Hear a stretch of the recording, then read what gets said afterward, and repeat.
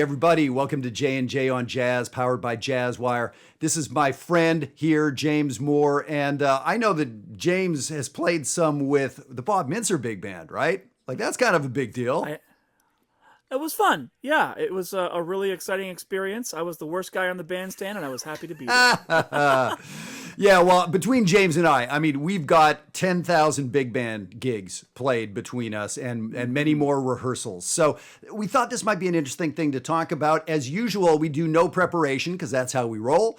But I think we're going to take two really different approaches to this. And when I think about big band, when I was thinking about this topic today, I was going in the direction of playing in an ensemble. And so much of the playing I do these days, and what we do at JAZZWIRE, what we do at Maryland Winter Jazz, has to do with improvisation and having our own voice and personalizing a standard melody and how do we play a great solo and all those sort of things. All very, very important. In a big band, so small group jazz, it's in a way it's a solo kind of thing, right? It's a solo event. When you're playing with a Tower Power horn section, when you're playing a funk gig, when you're playing in a big band, you're now part of a team. So my sound changes. My tone, I think, changes a little bit. I articulate differently. I'm absolutely thinking and listening differently when I'm in that ensemble. Does that make sense to you, James? Is there a switch that gets flipped for you? Absolutely, you have to. I couldn't put that any better. There's a switch that gets flipped, and you have to go into the mindset of being a member of a section and a member of an ensemble. Yep, totally different vibe. Yeah, and also it's very interesting if I'm playing lead tenor or second alto or Barry versus lead alto. It's a whole different thing. If James is playing second trumpet versus lead trumpet, right? So you know by what it says on your page, are you the guy who's setting the style? Are you the one forging ahead? Or are you the one that's listening sideways across the section and blending? So just that right there, all these words of ensemble and teamwork and blending and listening, this idea of listening sideways. You know, when I was at North Texas, a really renowned big band school, and over 6 years, I rose up through the ranks and ended up playing in the 1 o'clock band and all that. And so, we were really taught to, inside your section, listen sideways, listen to what's going on inside your section, and blending. And by the way, I remember learning at North Texas, and this kind of came from a Count Basie thing. If the saxophones are in unison, it's kind of hip to have the tenor saxophone come forward, that deeper, darker sound. Have the lead alto not be playing lead. But when it goes into harmony, three Right. beats later, now the lead alto pops forward and the tenor comes back a little bit. So all these things inside the section. Then, by the way, you're also listening backward to the lead trumpet player who's standing in the middle back there and listening for those sort of things. So it's really this different headspace. So the way I would play in a sentimental mood or in a mellow tone or take your pick, standard kind of tune, when I'm the guy in front of the band, I'm one of 2 or 3 horn players playing, versus when I'm in the section, it's a really different scenario. I'm thinking really differently about it. And I think for those of you that haven't played too much of one or the other, we really have to flip it. And now I work with a lot of drummers in Jazz Band Masterclass, and guys that come to me from big band playing, I really have to talk to them about not playing so many fills, not setting up the horns, which is what a great big band drummer does. But in the small group, Right. you need to support. So it's so interesting. If you're a guitar player, your job is so different in a big band than in a small group. Drummer, that's probably the biggest difference for any instrument, is how a drummer plays. So if nothing else, I want to get you thinking about this, of how that perspective is totally different. So, and actually, before we go on to James, I want to let you guys know Maryland Winter Jazz, I mentioned earlier. We have a brand new super special guest that I haven't announced to you yet, Melissa Eldana, one of the most big name sax players in the world right now, Chilean sax player, Grammy nominated. She is a beast and has a very interesting story. So we have Melissa, we have Eric Alexander, we have Rogério Bocado from Brazil, fantastic drummer and percussionist, Chase Sanborn on the trumpet, Steve Herberman on guitar, myself. So I really would love for you to attend. We're down to like 5 openings. So Wow. yeah, come down. We have 25 spots for this. We always keep it very small so it can be very personal. So 3 days. It's January 21st through 23rd, 2022, of course. So check it out. Send me an email. Let me know if you have any questions, and let's get you signed up and start out the new year right with some amazing, fantastic input from these folks. So James, the direction you were going to talk now about big band playing. Yeah, so I wanted to talk a little bit about what happens in a big band setting when you have to improvise, when you have to solo. Jeff, you pointed out that so much of the teaching that we do and the coaching that we do inside JAZZWIRE and elsewhere is really centered on small group playing, right? And by the way, just we always say this because we mean it. It's such a great space. If you haven't checked out the free trial for JAZZWIRE, check out the link right here. Come on back behind the paywall. There's so many great things happening in there. The guided listening sessions have been a lot of fun. Yes, indeed. And you'll see the kind of conversations that we have in there. It's very focused on things like building a solo over multiple choruses and how to get through changes and all these things. When you have to solo in a big band, a lot of times you maybe only have a set amount of solo space. You've only got a set amount of heat that you get to enjoy. Sometimes that might be a chorus or 2 or 3 because it's a pretty planned out sort of an affair. If you're playing in older styles, sometimes you might have 8 bars, 16 bars. And it's taken me a long time. I'm still not where I want to be. It's taken me a long time to feel good about playing 8 bars and not feeling like I have to cram everything that I have in those 8 bars, right?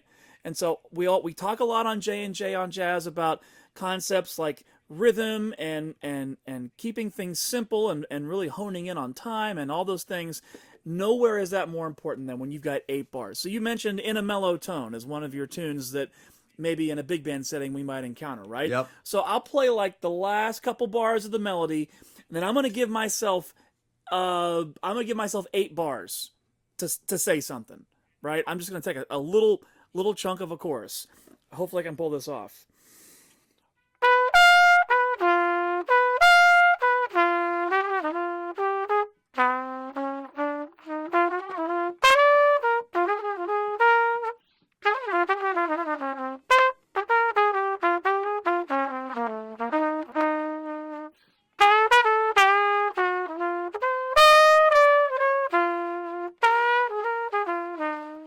Yeah. Like, can I be happy with those 8 bars? Could I have kept going? Yes. Did I play too much? Probably. But you've got 8 bars.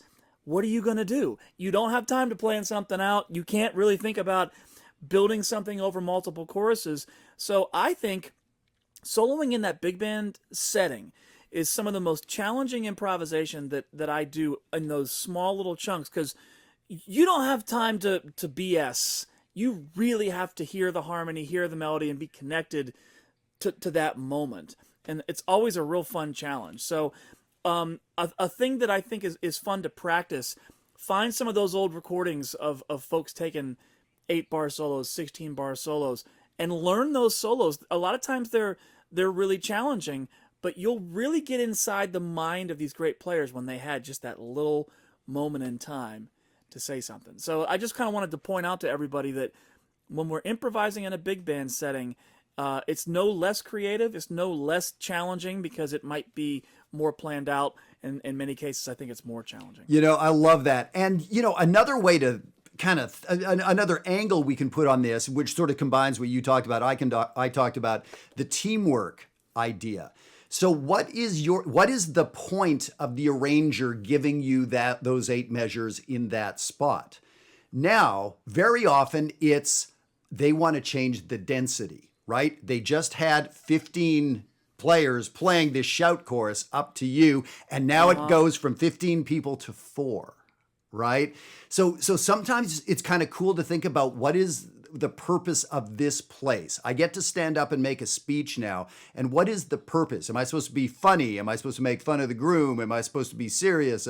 You know, it's like kind of know that moment. So sometimes coming in with a million notes isn't the right decision. Sometimes holding a note for 3 measures can be the hippest thing because all hell just broke loose in the big band for the last 24 measures, right?